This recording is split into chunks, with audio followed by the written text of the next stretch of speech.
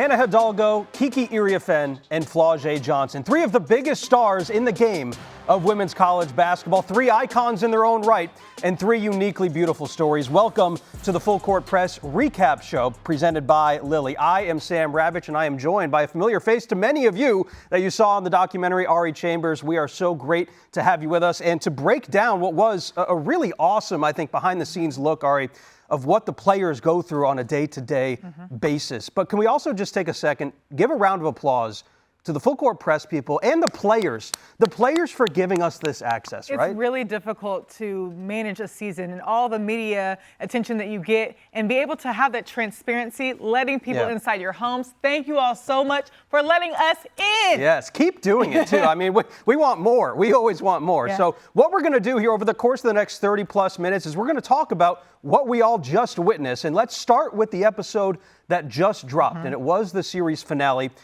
Essentially taking us through the run of the NCAA tournament and eventually the downfall of all three of these players, losing the most important game of the season, which is always your last, right? And you always want to win the national championship, and neither of these three were able to accomplish that this year. What were your biggest takeaways from the series finale? My biggest takeaways were knowing how to lose. These players had to not only know how to lose, but know how to lose in such a big way, because all three of them had the standard of having a national championship and learning how to navigate that between the skill set is there, right? Yeah. Kiki Iriafen is one of the best post players in the country. You have Flau'jae Johnson, who's one of the best guards in the country. Hannah Hidalgo, one of the best two-way players that we've ever seen. But for them to have to show up after and tell their story about how they had to overcome defeat in the midst of trying to tie in this national championship, which was the goal at the beginning of the season, was something to be noted. Preach. And the authenticity of all of it, too. Like, I felt that all three of the players were so authentically themselves throughout the course of this whole series. And that's something that we all appreciate as audience, getting to kind of peel back the curtain a little bit and getting to know these players. So speaking of, let's dive a little bit deeper into some of these players. And we'll start in South Bend with Hannah Hidalgo and Notre Dame, Ari. Irish got off to a super fast start, as documented in the first couple of episodes. Made it all the way to #1 in the AP poll, but then eventually kind of faltered a little bit down the stretch. What did this roller coaster season tell you about maybe where Notre Dame is as a program under Niele Ivey, but also, I'm going to call it the leadership potential of Hannah Hidalgo going forward? Yeah, when you see a Notre Dame team that's super stacked, you have the best backcourt in the country in Olivia Miles and Hannah Hidalgo. You have Leah King, Maddie Westbeld. You have Sony Citron. I mean, these are people that went to the WNBA this year. When you have all that talent, it's beyond skill set, it's chemistry. How do you balance? How do you distribute the ball? How do you make sure the locker room stays steady? In the midst of all the chaos and commotion that's around them, who is going to anchor and be their leader? Hannah Hidalgo said that going into the season, though she's coming off of, ACC Rookie of the Year, Freshman of the Year, all these accolades, she felt an immense amount of pressure that I don't think she was necessarily set up to handle. She is the little sister of her brothers. She has always tried to prove herself, and this is a time where you don't have to prove yourself, you have to pick up your team with you, and that's a learning experience for her. And she'll continue to learn as well. And she said, too, I came to Notre Dame to play for Coach Ivey. That was one of the reasons she came, and it's one of the reasons that she is staying. There are others leaving, and we'll talk about the future and what this might look like next year for Hannah as she takes that next step into her leadership role. All right. Let's transition down from Indiana to Louisiana, down in the bayou with Flau'jae. Indiana and Anna, down to, and Flau'jae, I was so impressed, not only with everything that she does, because she does it all. She's been doing it all for a while. And she's been doing it for a while. But, how she dealt with some of the injuries this year, because she was injured leading up to and into the NCAA tournament. But her grit, her resilience, her determination, all of the adjectives. What was her resilience and determination? What did it reveal to you about the kind of character, the kind of person that Flaw is both on and off the floor? Flau'jae is someone who is in her DNA to be gritty. It's in her DNA to really grind out exactly what she wants. She takes a lot of inspiration, not only from her father, but from Kobe Bryant. She said that she reads his books and she knows that she might have the talent of a D1 athlete, but nobody's going to outwork her. Outworking her is impossible. Because she gets up 3 workouts a day. Why are you doing that, Flaw? Why are you doing that? But it's within her. And so what she does is lead by example. She gets out there and she really makes sure she fine-tunes her craft. And as far as the injuries, it's kind of like battle rapping, right? You get knocked down, you get right back up. You make sure that you don't stay down. And she's been doing this since she's young, right? She's been on stages, the biggest stages, since she was 9 years old, performing in clubs. She has battled people who have been better than her, but she's like, no, you're not going to stay better than me. I'm going to work hard. I don't care these punches that you're throwing at me. I don't know if you know, Sam, but when you freestyle back and forth, they come for you and you come for them back, and that's reflective in basketball too. When she takes a hit on the court, she gets back up, and when you have that type of relentlessness on your team, you want to show up for somebody like that, and you want to model your behavior after that. And so her teammates are looking at her like, dang, Flaw might be down, but she's going to get right back up with the same amount of intensity and grit and fearlessness. This may surprise you and surprise many at home. I've never actually been involved in a freestyle before, so that's maybe fine. I'll have to call Flaw. Maybe we'll call Flaw and she'll get you in the studio because she's good for that. Fair enough. Yeah. You mentioned the Kobe and Mamba mentality too that she kind of embraces. How do you see that play out on the floor for her? Just a constant, insatiable desire to improve your game, whether that's beating the other team down on the court, whether that is getting your shot off in an imbalance. She is so crafty with her shot making ability. She knows how to be in clutch. I think Janae said it best that it's not always about making the last play or the game winning shot, but it's the intangibles in between and showing up when your team needs you. Right. Flau'jae shows up when her team needs her. In the final episode, the most recent episode, following the loss against UCLA in the Elite Eight, Flau'jae said something I thought was really funny and interesting. She said, I wanted to go up to Lauren Betts. I was looking for her, and I was going to try and find her. And I was going to say, hey, good game. You played great. Congratulations on moving forward. But we got you next year. We'll see you next year. What did Jordan say in the documentary? And I took that personally. Yeah. Flau'jae, this is a one-sided beef that you have with Lauren Betts, and I love that because sometimes when you're a competitor like that, you have to have incentives to fuel you. And I was that type of athlete too. I needed to be a little angry, have a little chip on my shoulder in order to perform, and that's Flaw. That's honestly LSU's MO. Right. They love to have that chip. They love to play with that grittiness. They love to feel like somebody's coming for them. And Flau'jae, do what you got to do. Yeah, and no doubt that comes too from their head coach and Kim Mulkey. She kind of feeds into that as well. But loved the timestamps too of Flaw getting shots up at midnight at the PMAC. And then she's back in the gym at 3 a.m. doing all these runs and things. I'm like, are you I don't understand how somebody can balance being a full-time rapper, being a full-time athlete, and being a full-time student. And she does it all well. Yeah. She just does it all well. There it is, yeah. I mean, the sun has not even risen yet, and she's getting shots up. And that is a testament to the type of person she is. She wants to be the absolute best at everything, and that's why she's going to excel beyond collegiate basketball, because she really fine-tunes every single part of her game, her life, her academics, her career. Last but certainly not least, Kiki Iriafen. Excellent story, awesome story, getting told through her eyes.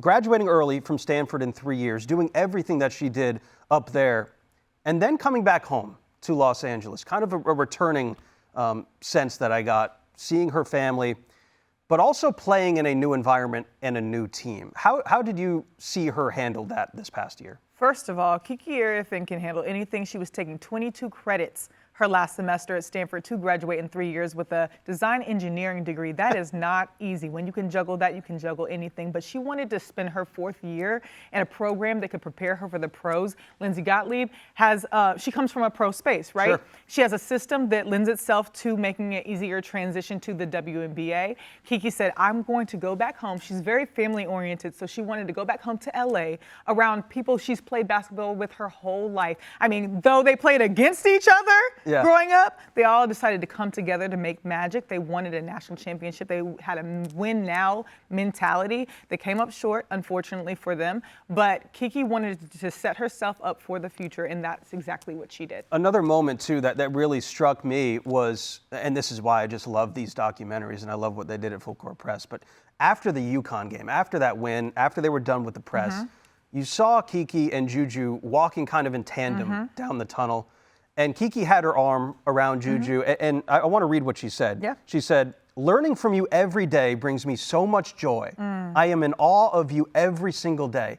I mentioned authenticity. It doesn't get more real than that. She really believes that. And those two, they love each other. They do. And when Lindsey Gottlieb was trying to recruit Kiki to USC, Lindsey said, Kiki knew that Juju was here, and she wanted to still come. She knows that she can work in tandem with greatness to produce even more greatness. And a lot of superstars don't know how to necessarily do that. But You're right, Lindsey said, with this program preparing you for the league, everybody around you in the league is going to be great. So how are you going to function when everybody around you is great? And so Kiki, that's another way that she was able to transition to the league even more seamlessly than somebody else from a different program. She's surrounded by great players, greatness, before she even goes pro. How about those two different environments that she was playing in her collegiate career? Because Stanford and USC, two powerhouse programs in their own right, whether you're talking about years past or, the current state of women's college basketball, but very different experiences, as we heard from Kiki. Just the pressure that was on her in LA versus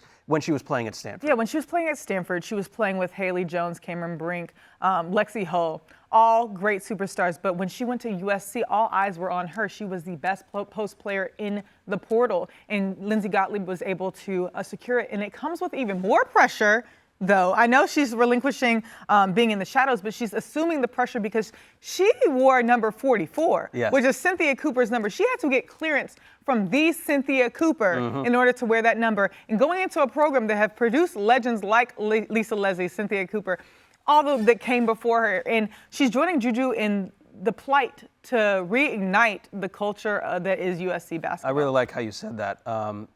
There were so many great moments like the ones you're talking about throughout the course of this documentary. One of them that I really loved was how each of these programs and these teams honored the alums that came before them, right? Whether it was Notre Dame with Skylar and Enrique Marina in the Irish locker room, after that UConn win, it is just so clear, Ari, that tradition is a living, breathing part of these teams' identities. And Coach Ivey embodies that, herself. You see the three right there talking after the win. But, Coach winning a national title in South Bend back in 2001, now coming back to lead the program as the head coach. How do you think the presence and involvement of these past legends influences, the mindset, but also the way that these players play and how they compete for their current teams? Hannah is on record saying that people were discouraging her from going to Notre Dame because it's a football school. But she said, when I looked at Coach Ivey, the WNBA icons and the Olympians that it has produced, the program has produced, I didn't see the risk. And you look in the locker room, you see an Enrique Ogunbowale, you see a Marina Mabry, you see a Skylar Diggins. You also see a Devereaux Peters, who is also a two-time champ. Shout out, Dev. Let's not forget. We love you. But you see what you can be. And you see that you want to return to a program that made you a great player. And Niele Ivey not only gets it on the court, she has experience as a player. She has experience coaching now. She has experience with the culture. So she knows how to bring the vibes and bring the skills. That can break players, though. Like that intimidation factor can be too much for some players. It hasn't seemed to be like that for Hannah. She rises in the biggest occasions on the floor in the biggest moments. I think the question becomes now for her going forward, can she continue to grow in the leadership spot for her? I thought that Niele said something super profound as well to this exact point. It was my three favorite words in this entire four-part series. It was tradition never graduates. And I think that just encapsulates, all of this and how the current players do indeed stand on the shoulders of the players that came before them. But it's not so much about the current team. It's about creating a legacy that's going to last, right? Absolutely. And Notre Dame is known for producing amazing guards. You've had Enrique, you've had Jewel, Jackie, Scott, the list goes on and on and on. Hannah has some big shoes to fill. And what I've been worried about with Hannah, and she said it herself, the pressure. Are you going to let the pressure catch up to you? And not only is she dealing with pressure from all this attention, but she's dealing with the pressure of having to lead her team in general. So I'm excited to see how she can grow as a leader vocally, not just through action, vocally within her team, and how she's able to make the locker room culture better going forward. All right, so that was some of the on-the-court stuff that was beautifully displayed in this full-court press. But how about what we learned about these players off the court? Because that's one of the great things about these sort of series is we do get to kind of peel the curtain back and see the growth of the individual, not just on the court. How did they grow off the court? So was there a moment of off-the-court growth that really struck a chord with you? You know, I'll start with Hannah because we're already talking about her. When she returned to Puerto Rico, when she went to Puerto Rico for the first time with her family, just getting back to your roots can reset you. Forget basketball. Just as a human being, being able to go to your homeland and seeing where you came from can really help you find your voice. That was something that really spoke to me. And then it's really big in Spanish culture for when you do relocate into the continental U.S. to not learn the language. And so her knowledge that she isn't quite there learning the language yet just shows that she has a desire to reach back and figure out where she came from. And I thought that was just beautiful. And Hannah, also, just going back to the leadership part of it, Hannah said something really interesting, and I think a lot of players feel this, but Hannah said that she hates losing more than she likes winning. Felt, Sam! I feel that. I hate losing as well. I understand exactly what she meant. Yeah, fair enough. All right, Kiki. Fashionista. Yeah. Talk about how she has kind of embraced who she is, authentically herself, embracing her family heritage as well, and bringing it all together to create Kiki. It tickled me because you saw her in the thrift store with her sister, and it's honestly the wingspan trying to find clothes in a commercial spot is hard. But you saw Kiki growing into herself in fashion. She spoke about it, and it's direct reflection of the WNBA draft. She brought the Nigerian culture to the draft. That beautiful gown. Oh, that's so funny. This jacket was never going to fit her, and I want her to know that. Like, you can see it on the rack, but I'm just glad that she's finding her style. Whenever you have personal style, you're able to identify the individuality within yourself and express yourself through clothing. And honestly, like, forget all the basketball part of it, but you have a chance to really do great things in the endorsement space once you're pro, NIL if you're still in college. So I can't wait to see how she steps in the tunnels. One of the players that we have not really touched upon, their off-the-court presence is Flau'jae. But there's a really good reason for that, because we have a very special guest that is going to join us that knows Flaw better than Ari, better than myself, better than anybody on this entire planet, and that is her mom, Kia Brooks. We can have you jog a little bit, but we're not gonna make it. You're not gonna do none of this is like intense. That's just the thing. She had practice this morning, and she has a game tomorrow with that. We need her to produce in, so we're gonna have to figure out a way to limit some. Yeah, that's a lot of what I share with Dez. I'm not just Flau'jae's mom. I'm Flau'jae's manager, marketing agent, whatever you want to call it. I do it all. This is also why there's a body double and why they have to look identical. Appreciate it. That's a momager. Just use a fraction of it. Steve, I'm not worried. Nobody gonna have your back like your mom's. I'm not gonna get stuck in a contract, or I'm not gonna do this or do that. So I think that's the most important thing. I know I'm gonna be safe. She's trying to make sure it's 100% the best deal for me. Mama, so I'm throwing a party. I need an Airbnb. Who booking the Airbnb? Not me. Mom, come on. We're not gonna trash it. Nothing's going under my knee. We're not gonna trash it. Kia, thank you so much for joining us. Really appreciate your time. I loved all of this, your interactions with Flaw, getting to see kind of a peek behind the scenes too. Look, you've had a front row seat to obviously watching Flaw become the star that she is today. But if you wouldn't mind, could you take us kind of way back to when she was a kid, before the NIL, before the fame? What was Flau'jae like as a kid? She was always a boss. She was always a boss. She was always this energetic, determined kid. Always wanted to beat everybody. Very competitive.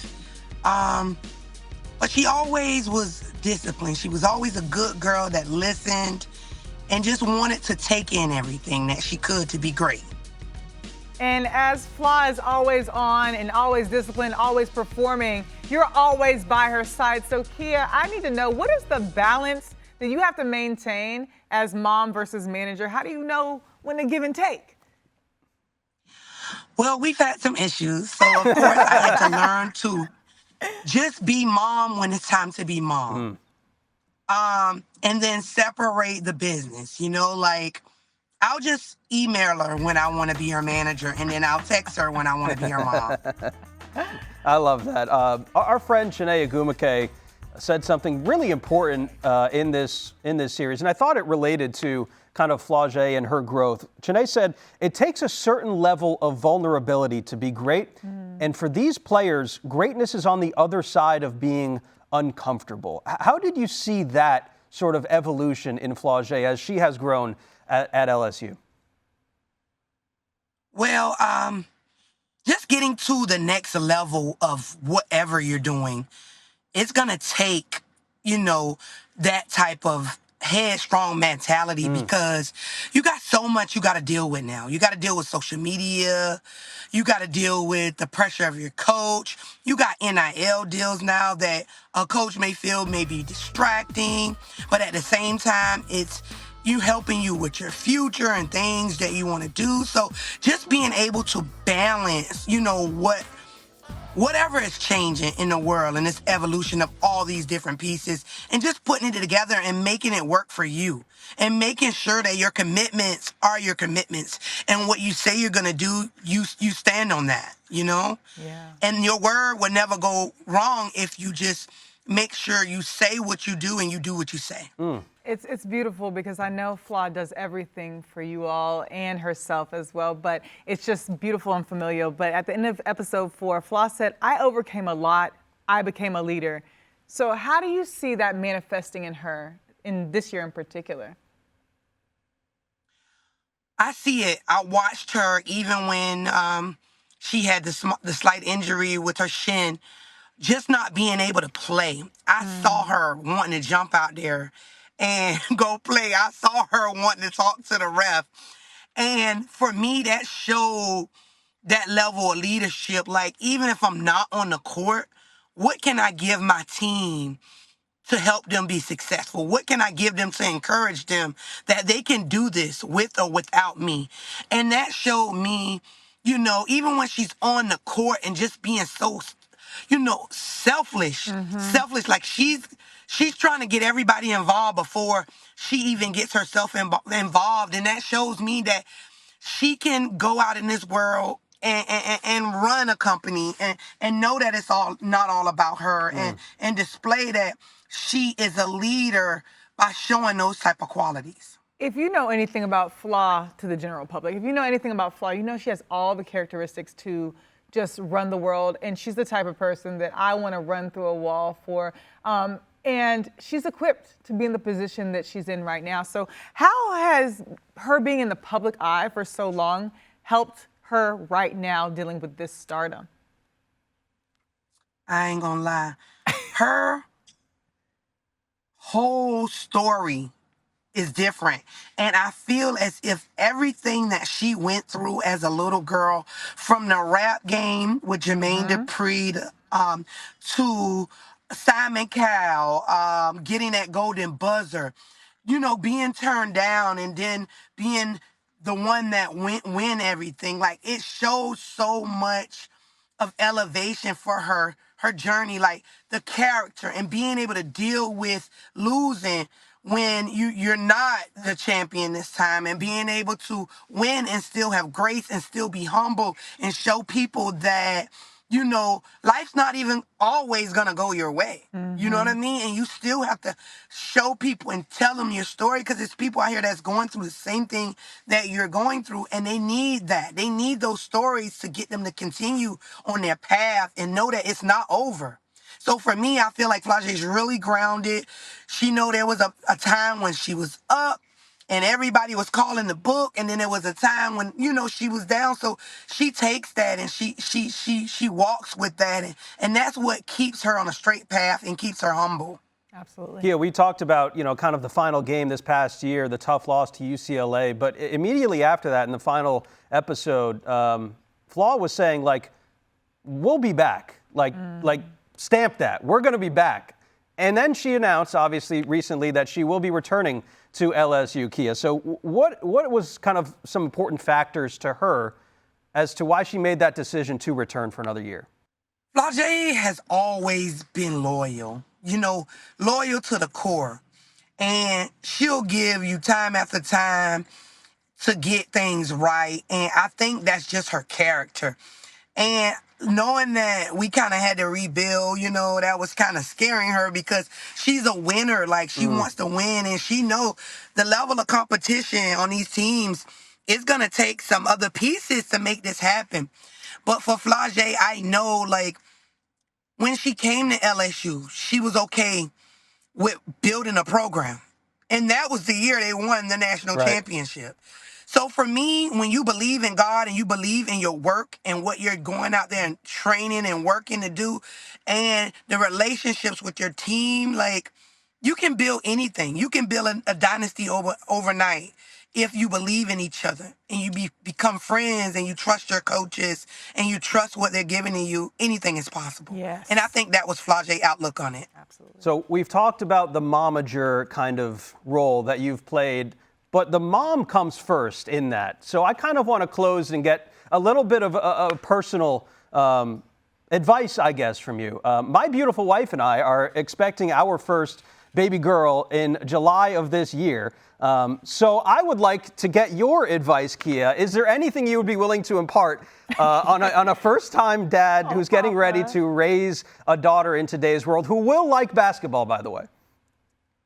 I got you. Let me tell you something. When your child is born, it's your job to see what they're great at. It's not the teacher's job. It's not the trainer's job. It's your job. You're with that child more than anybody. So you found their talents, you found their gifts, and you push them at that. You find what they love. Now, I see you say she's going to love basketball.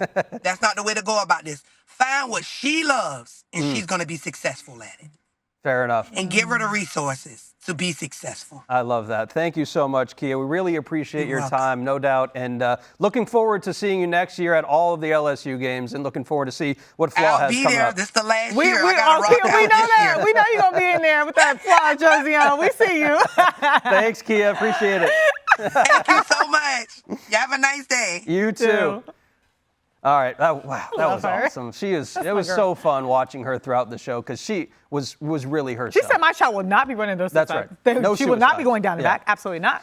All right, time now. That was a memorable moment, but time now for memorable moments presented by Lily. Each of these individual players, all three of them, featured in this season of Full Court Press, have uniquely individual and diverse backgrounds.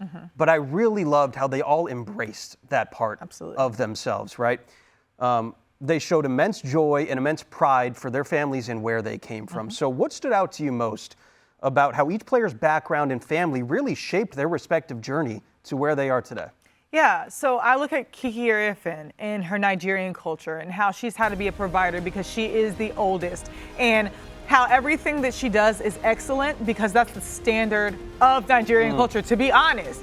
And getting that Stanford degree in 3 years in the engineering field is nuts, but the return home to LA. You guys do look a lot like each other. It's actually, it's I need to question all of our lineage. Anyways, but to go back down to LA to make sure that her last season playing collegiately, her whole family can see her is exactly what it's all about. And then we go to Hannah with her self-discovery and her Puerto Rican culture and just really growing into her own with that, and just returning or going somewhere that she hadn't been before. Which was probably uncomfortable, which is okay. And that's fine because not only do you find peace in facing the uncomfortable, but knowing that you have a support system. Right. I know it can be hard, right? You can be hard in the locker room, especially when you're a star player, and there are different emotions going all up and through the team. But when you know you have a large family to support you, that makes the world of difference. And then Flau'jae, listen, everything she does, we just talked to Kia Brooks, her beautiful mother, but everything she does is to create a better situation for her family. Her dad is her inspiration. She wasn't able to grow up with the father, so she wants to make sure she can provide. She speaks, I think she said during the episode that he speaks through her, and you see that it materializes in superstardom, both on and off the court, being able to work tirelessly at her craft, because not only is she serving herself and fulfilling her prophecy, but to make sure that her life or her family's life is better. And she's done that. It was really cool, I thought, too, the final episode where they had just lost and she's back, just hanging out with her family. Yeah. You know, shooting hoops in the backyard. Like that. Yeah. That's where she wants to be when things are tough and when things are going well. And her brothers idolize her. They're like, Oh, ew, yeah. we don't like Chris because he exists. And I'm like, that's so cute and protective and so relatable, just knowing that you have that support system. It all goes back to the support system. These three didn't get here for nothing. They got here for their why. They got here because their family was supporting them. They got here because they're playing for their families too. Looking ahead, we got a chance to talk to the players during the premiere of the Full Court Press, and our good friend Elle Duncan got a chance to ask each one of them what they are looking forward to most coming up for next season. Take a listen. What did you specifically learn most about yourself? You know, I've improved a lot from my freshman year to my sophomore year. You know, I have a really high ceiling, and I know there's so many things that I can improve on and get better at, so I'm just so excited to get in the gym and work. I feel like I grew in all areas, mentally, physically, spiritually, and I think I needed this year truly, and I feel like it's just going to help me propel in the W. I've gone through a lot of highs and lows that I feel like I've learned a lot of lessons from, and the W is not going to be any easier than college, so I'm just excited to take everything that I've learned from USC, from just my time there, and apply it to the Mystics. Man, you can't get too high and too low. You know what I'm saying? You got to stay right there, especially when you're trying to lead a team. I am who I think I am. Who is that? The one, the foe, but I'm the one. You know what I'm saying? Like, I am who I think I am, and I got to keep my confidence. No matter the situation, no matter a bad game, no matter what nobody say to me, I have to continue to be me. At documentaries, it is a look back. So let's take a few moments here to close out our show to look forward for each of these three players. Looking ahead for Flau'jae, coming back to LSU, we asked Kia about why she decided to do it, because essentially there's unfinished business, and Flau is loyal. Right decision for her? I think it is, especially maturity-wise. She just mentioned not getting too high and too low. I want to see consistency with her emotions going into her senior year. She's always been a leader through example, but just being able to harness that and be consistent her entire tenure for her senior year is going to be super beneficial to her. And she can still dedicate all that time in the studio. Kim Mulkey allows her to do both. The W obviously is going to do that too because it's a professional setting and you set your own schedule. But I love that Flau'jae thinks that she has unfinished business and knows that she can give more. So whenever you have a player who knows that they want to give more, why not let them? Why not? And also on the court, bringing in a player like Flau'jae, right? I mean, they have Kate Caval too. They got a really good transfer class, yeah. LSU has been super busy in the portal, creating, just filling in the spots that they've lost. Like Anissa Morrow is not a small loss to their program. Nope. So what they've done during offseason is be able to incorporate the pieces that they can build around Flau'jae and make sure that they make the run that they want to make. Flau'jae is a win-win pretty much only for LSU because you take away from South Carolina. But you have Tanaya Latson in South Carolina. That's a story for a different day. That's a different show. But Flau'jae is set up to do exactly what she wants to do her senior year. And she said, I am who I say I am, or I am who I think I am. So I'm excited to see her prove that she is exactly who she says she is. All right, Hannah is going to return to college. We'll get to her in a second. Kiki has moved on to the WNBA, the 4th overall pick, obviously, by the Mystics. Let's stick it with USC first, and then we'll talk about Kiki. But what's USC's future without her? Because that's a big loss. Talk about losses. Yeah, so I'm just curious to see. They have a lot of pieces to fill, similar to Notre Dame, of how you're going to compensate for mass transfers out. And that's something, again, a story for a different day with the portal and regulation or lack thereof, just how you're going to rebuild. But if you have a system that works, keep working it. They're going to be without Juju right now. She's injured. You have all those transfers out. Who are you going to get? Right. And that's we haven't gotten a final roster from USC, but Coach Lindsey Gottlieb is the right coach to keep the morale high. Her and Coach Corey Close both make me feel like I can run through walls all the time. So just seeing how they can recenter her program on the goal that they have for winning. I don't necessarily know if a national championship is their main goal right now because they have to rebuild. Sure. But to your point, Coach Gottlieb has always kind of had a pipeline and her players to the next level and to the W, and Kiki, of course, is a great example of that. How about her future in Washington? Washington, by the way, is going to be one of my they won the draft, honey. Yeah, I'm so sad for Georgia Amore and her injury, but Kiki, when she stepped foot on that preseason game floor, court, whatever you want to call it, she said, I am here. She asserted her presence. She said, there's a reason why I was so talked about in college. I am one of the most dominant posts to ever go through a Stanford program. Ended my career in a storied USC run, and I'm here, and I'm not afraid. I will get physical. I will be in the paint, throwing people. I will be doing the things that I have been recruited to do, drafted to do, and she will. The confidence is certainly there for Kiki, and we know that she can produce at the highest level. Back to Hannah, too, to wrap this up. It's going to be a very different-looking Notre Dame team next year. No Olivia Miles, no Sony, no Westbeld.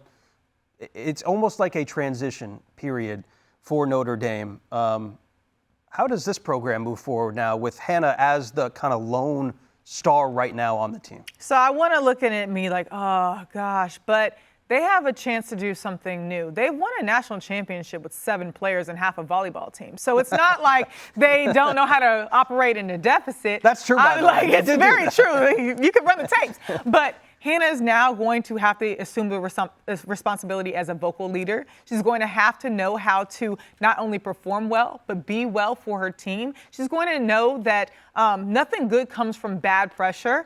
Just being able to relinquish all the pressure that you feel from external resources or external sources, and pay attention to what Niele Ivey is telling you and stay bought into the culture, stay bought into your talents and your teammates. Trust that, and they'll be fine.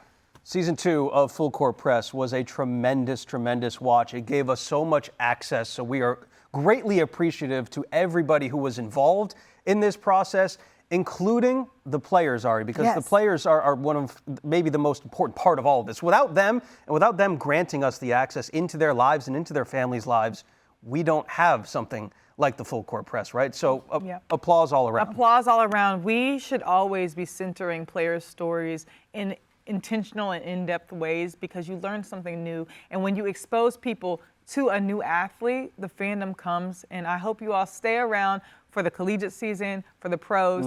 It matters, and it's not just the humanity part. Like, they're great ballers. You also get invested in their stories. You do. You become fans of these players because you learn so much about them and who they are off the court and on the court. So that is a wrap, by the way, for us here. Thank you so much for watching the Full Court Press recap show presented by Lily. For Ari Chambers, I am Sam Ravech, our wonderful production crew saying so long. Thank you so much for watching, and enjoy the next college basketball season. What's next on Full Court Press? Who knows?